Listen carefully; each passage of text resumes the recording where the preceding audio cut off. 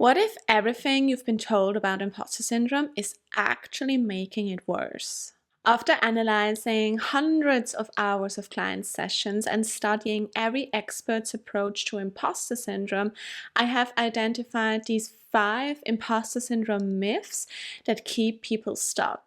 So the first myth is something that every book and every expert says. It makes people feel less alone in their struggle with imposter syndrome, and it seems to explain why even successful people still feel bad.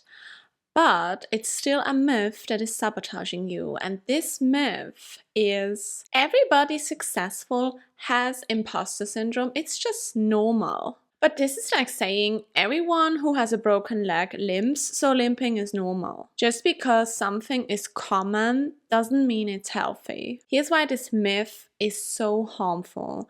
First of all, it normalizes that success feels painful. It's almost like we accept as a society that success is inherently painful and hard. And so, of course, it's normal that everyone who is successful feels imposter syndrome, right? No, it's not. The second reason why it's harmful is because it just makes you accept feeling terrible about your own achievements that you have worked so hard for. And that's almost a bit masochistic. I can't say this word in English. I'm Swiss, I'm sorry, but you know what I mean. And the third reason why it's harmful is it stops you from seeking real solutions. So you go around and think, oh, well, there's no solution for this. Everyone who is successful feels imposter syndrome, so I just have to accept it. No, it's absolutely not how it is. Because the truth is, success should feel good and satisfying. And if it doesn't feel good, then that means one crucial thing.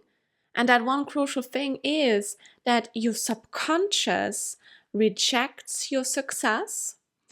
And that is the reason why success doesn't feel good. It's because there are many highly successful people who don't have imposter syndrome. So it's completely possible to achieve everything you want and feeling good while doing it and achieving even greater things.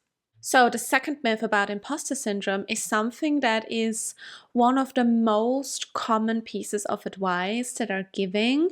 And it sounds very simple and actionable. And some people see temporary improvements when they follow this advice, but it's still a myth, and I will tell you why in a second. The myth is you have to just think positive thoughts in order to manage imposter syndrome. It's like saying, oh, fake it until you make it works. Just wait until you've made it and imposter syndrome will go away. But this is like putting a band-aid on a broken bone. Sure, you might feel better temporarily, but you're still not addressing the real problem behind imposter syndrome. And every day you try to fake confidence, you actually make your imposter syndrome worse. Because you're literally proving to yourself that you have to pretend to be worthy. And maybe you think now, oh well, Nadine, come on, it's not that harmful to think positive thoughts when I feel like a fraud. And yes, but still, it creates internal conflict between the fake confidence you kind of create in yourself and the real feelings you have. So you never really feel at peace when you follow this myth. There's always this conflict inside of you. And the thing is, when you just fake it until you make it, when you act confident without really being confident in yourself, this is a surface level fix that doesn't really fix the root cause of imposter syndrome. It doesn't fix the root programming causing it. And it makes you feel like a fraud, maybe even more, because you are faking the confidence. So the truth is, thinking positive thoughts don't rewire the subconscious internal conflict that is causing imposter syndrome. And your job is not just to think positive thoughts, but to address the root cause and not mask the symptoms of this root cause. And here's the real secret. Authentic confidence that is felt in your bones comes from an identity level change, not a surface level fix. So now I have a question for you before we go to myth number 3. Would you tell someone who is in chronic pain that their suffering is somehow helping them? And you may think now, Nadine, I'm sure I wouldn't do that. Why do you ask that weird question?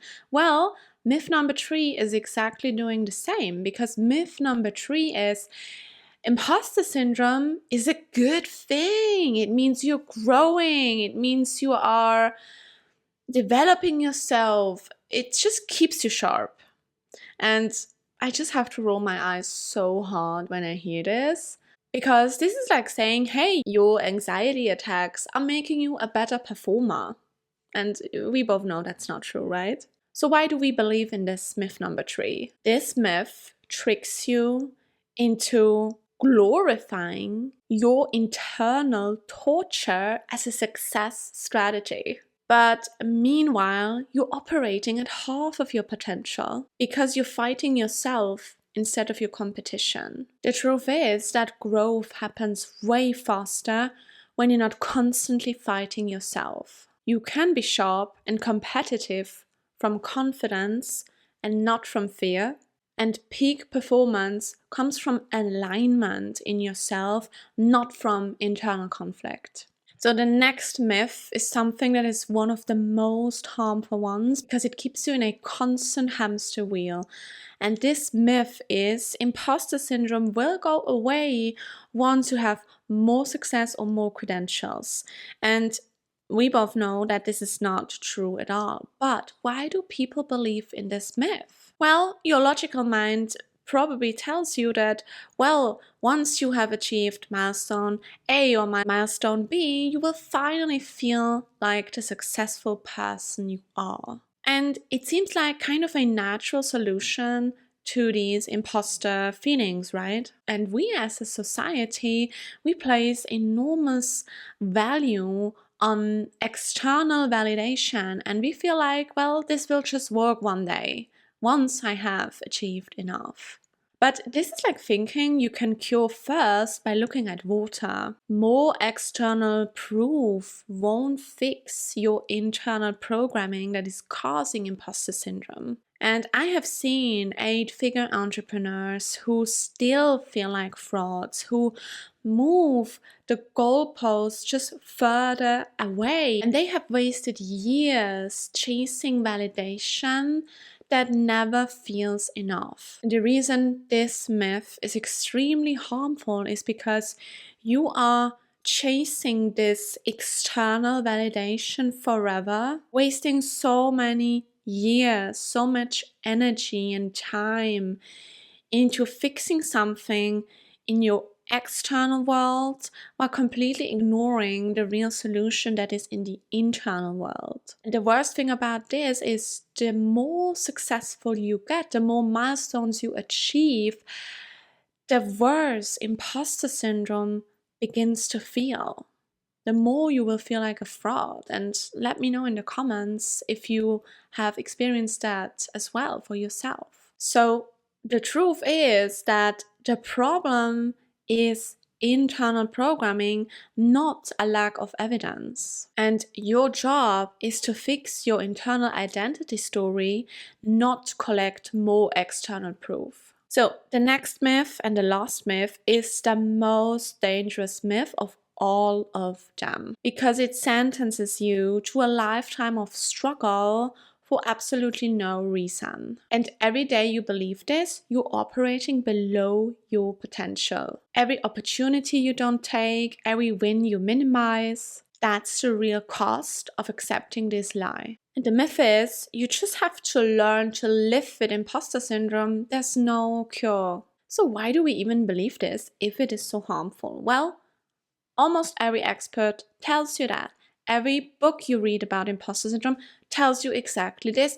They give you coping tools to manage imposter syndrome, but none of those solutions actually creates the breaking free of imposter syndrome, the real solutions. Now, why is that the case? Well, these people are well-meaning. Every expert is well-meaning. I'm not saying they withhold any solution from you, but most people, most experts don't have access to methods that rewire imposter syndrome at the root, because they work with surface level strategies. They give you affirmations, they give you journaling, they tell you to just think better thoughts or just accept that you have imposter syndrome. They remind you that everyone has it, right? So it's normal. Don't think it's something you have to worry about, but it is a real problem. The truth is, imposter syndrome is just internal programming that can be rewritten like a computer software. And when you work at the subconscious level, it can be completely eliminated. You don't have to manage it, you can delete it. And I will show you in a second what you can do next to start deleting imposter syndrome permanently. But first, I want to tell you something. I want you to remember that these myths that I showed you, they aren't just wrong. They're keeping you trapped. And if you want to discover what specific identity stories are running your imposter syndrome, you can download my free assessment below. It takes 5 minutes to do it. It is gonna be the most valuable 5 minutes that you will spend today. And you can watch this video here next, where I share my personal story about how I deleted my imposter syndrome permanently. Please consider subscribing to my channel, because I will be exposing more lies the personal development industry tells high achievers just like you, so you can live your full potential and succeed like the anomaly you are.